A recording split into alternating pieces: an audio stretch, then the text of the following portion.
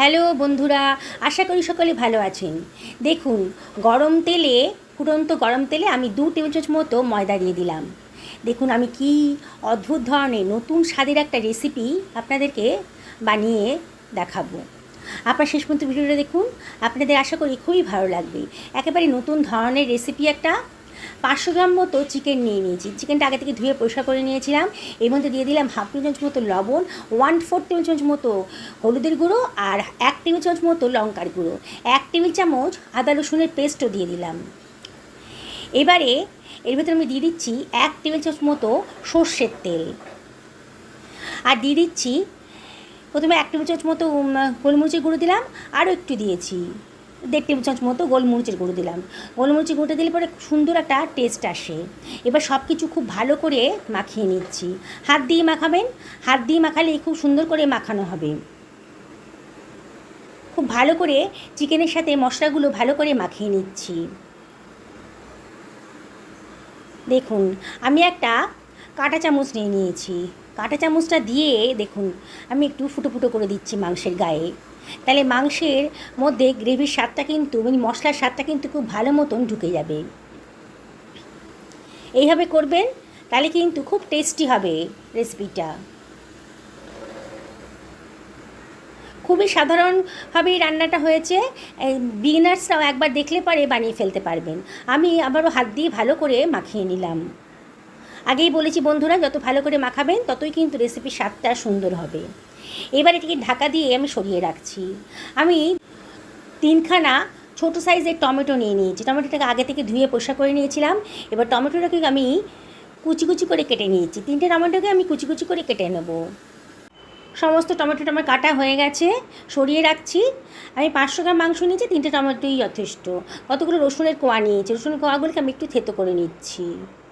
একটা ছোটো হামাল দিস্তা দিয়ে আমি রসুনগুলোকে একটু থেতো করে নিচ্ছি।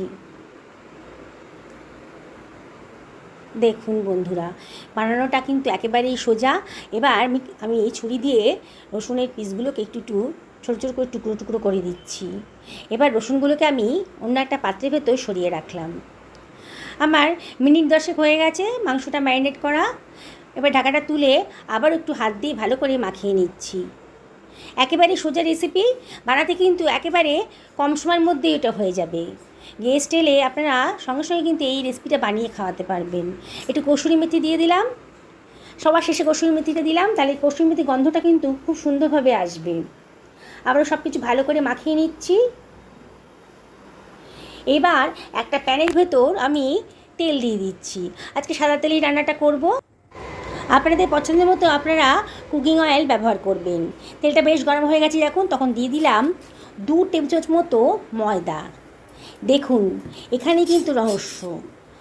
এবার ময়দাটাকে আমি ভালো করে তেলের সাথে মিশিয়ে নিচ্ছি। গ্যাসের ফ্লেমটা এখন মিডিয়াম টু লোতে রেখেছি। এইবারে আমি চিকেনের টুকরোগুলো এর ভেতর দিয়ে দিচ্ছি। এবার গ্যাসের ফ্লেমটা কিন্তু আমি হাই করে দেবো। দেখুন বন্ধুরা, আগে হয়তো এরকম ধরনের রেসিপি আপনারা কোনো দিন দেখেনওনি, কোনো দিন শোনেনওনি, কিন্তু আজকে এই রেসিপিটা দেখার পর আপনারা অবশ্যই বাড়িতে বানাবেন। আর দেখবেন যে এই ধরনের করে বানালে পরে কত সুন্দর টেস্টি চিকেনের রেসিপিটা তৈরি হয়ে যাবে। আমি একটা চামচ দিয়ে এটাকে ওলটপালট করে দিচ্ছি বারে বারে। খুব ভালো করে এপিট ভালো করে ভেজে নিতে হবে, যাতে একটা সাইডে যদি পুড়ে যায় তখন কিন্তু খেতে ভালো লাগবে না। তাই বারে বারে কিন্তু ওলটপালট করে দিতে হবে চিকেনের টুকরোগুলোকে। দেখছেন তো বন্ধুরা, একেবারে ঘরোয়া উপকরণ দিয়ে দারুণ স্বাদের টেস্টি রেসিপিটা আজকে তৈরি হয়ে যাচ্ছে। গ্যাসের ফ্লেমটা আমি মিডিয়াম টু হাইতে রেখেছি, আর বারে বারে কিন্তু এটাকে ওলটপালট করে দিচ্ছি। আস্তে আস্তে চিকেনের কালারটা কিন্তু চেঞ্জ হয়ে যাচ্ছে। একেবারে নতুন ধরনের একটা রেসিপি তৈরি হচ্ছে। আপনারা প্রথমে তো অবাকই হয়ে গেছিলেন যে গরম তেলের ভেতর ময়দা দিয়ে আমি কী বানাতে যাচ্ছি। আপনারা দেখুন কত সুন্দর একটা টেস্টি রেসিপি তৈরি হয়ে যাবে। আমি কাঁটা চামচ দিয়ে মাংসের গায়ে ফুটো করে দেখছি যে চিকেনটা কিন্তু বেশ সেদ্ধ হয়ে গেছে, বেশ ভাজা হয়ে গেছে, কালারটাও খুব সুন্দরভাবে চেঞ্জ হয়ে গেছে, দেখতেও ভালো লাগছে। দেখুন এবারে আমি এগুলোকে তেলের থেকে তুলে নেব একটা স্ট্রেনারের সাহায্যে আর খুন্তির সাহায্যে আমি যত সম্ভব তেলটাকে ঝরিয়ে নিয়ে অন্য একটা পাত্রের ভেতর সরিয়ে রাখছি।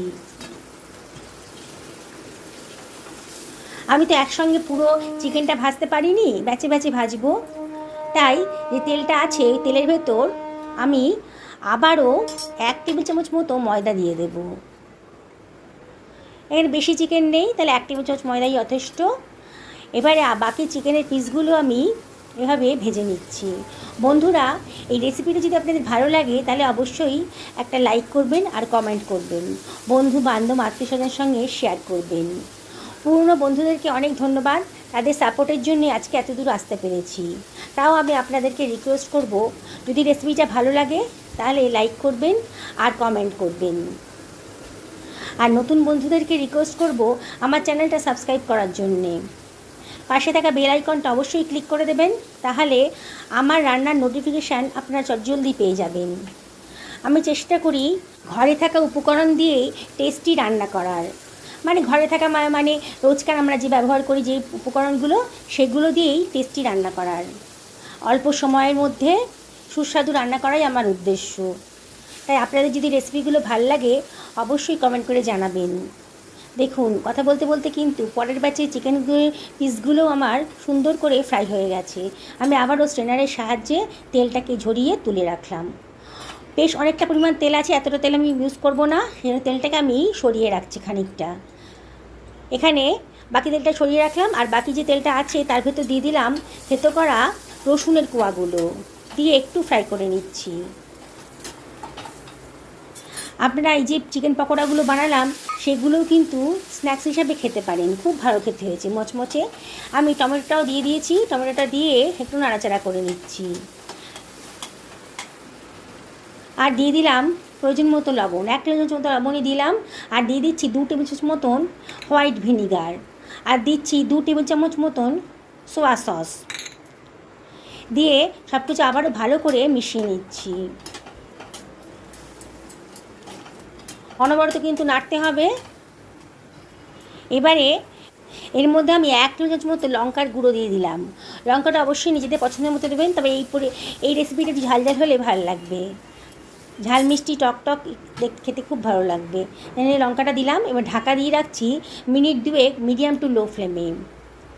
দেখুন 2 মিনিট বাদে ঢাকাটা তুলে নিয়েছি। টমেটোটা কিন্তু অনেকটাই নরম হয়ে গেছে, দেখেই বোঝা যাচ্ছে। এবার গ্যাসের ফ্লেমটা লো করে দিয়ে আমি একটা স্ম্যাশারের সাহায্যে একটু স্ম্যাশ করে নেব টমেটোগুলোকে, যাতে একেবারেই গলে যায়, রান্নাটা তাড়াতাড়ি হয়ে যাবে আমার।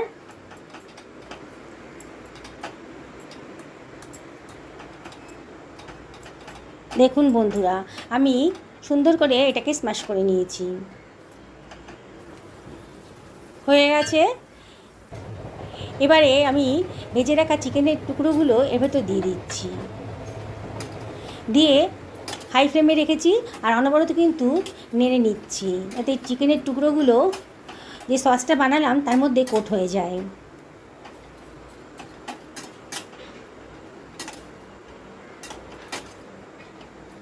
খুবই সুন্দর টেস্টি একটা রেসিপি তৈরি হয়ে যাচ্ছে। 1 টেবিল চামচ মতো মধু এর ভেতর দিয়ে দিচ্ছি, বললাম না টক টক ঝাল ঝাল মিষ্টি মিষ্টি রেসিপিটা তৈরি হবে। এবার দিয়ে দিচ্ছি 1 টেবিল চামচ মতো সাদা তিল, দেখতেও খুব ভালো লাগবে। গ্যাসের ফ্লেমটা এখনও হাইতেই রেখেছি আর সব কিছু ভালো করে মিশিয়ে নিচ্ছি। বন্ধুরা, আমি আপনাদেরকে রিকোয়েস্ট করব একদিন অবশ্যই এইভাবে বানান, কত সোজা বানানোটা দেখলেন তো, বিগিনার্সরাও একবার দেখলে পরে এটা বানিয়ে ফেলতে পারবে।